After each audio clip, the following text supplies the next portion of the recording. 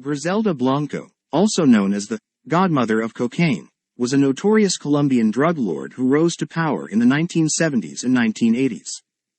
She was responsible for importing vast quantities of cocaine into the United States and was known for her violent tactics, which included torture, murder, and bombings. In this blog post, we will explore the fascinating and controversial life of Griselda Blanco. Early life and criminal beginnings. Griselda Blanco was born on February 15, 1943, in Cartagena, Colombia. She grew up in poverty and turned to crime at an early age. As a teenager, she ran away from home and joined a gang, where she quickly rose through the ranks.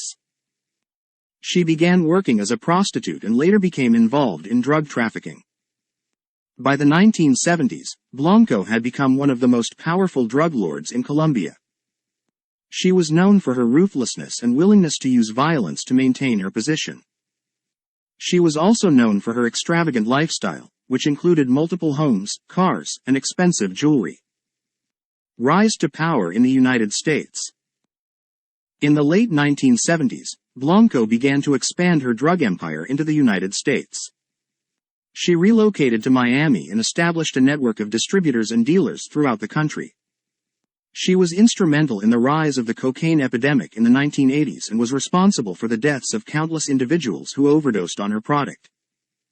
Blanco's success in the United States was due in part to her ability to outsmart law enforcement.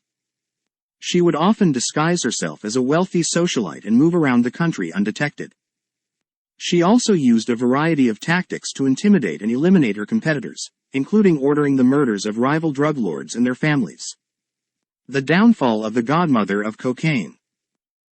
Despite her wealth and power, Blanco's criminal activities eventually caught up with her. In 1985, she was arrested by the DEA and charged with drug trafficking. She was sentenced to 15 years in prison but continued to run her drug empire from behind bars. In 2004, Blanco was deported back to Colombia, where she lived in obscurity for several years. She was rumored to have attempted a comeback in the drug trade, but was ultimately assassinated in 2012 in a drive-by shooting. Legacy and controversy. Griselda Blanco's life and legacy remain controversial to this day. While she is remembered by some as a powerful and successful businesswoman, others view her as a ruthless criminal who caused untold harm and suffering. Her story has been the subject of numerous books, movies, and television shows, which have further contributed to her notoriety. In conclusion, the rise and fall of Griselda Blanco is a fascinating and complex story that highlights the dangers and consequences of the drug trade. While her criminal activities were undeniably horrific, her life and legacy continue to captivate and intrigue people around the world.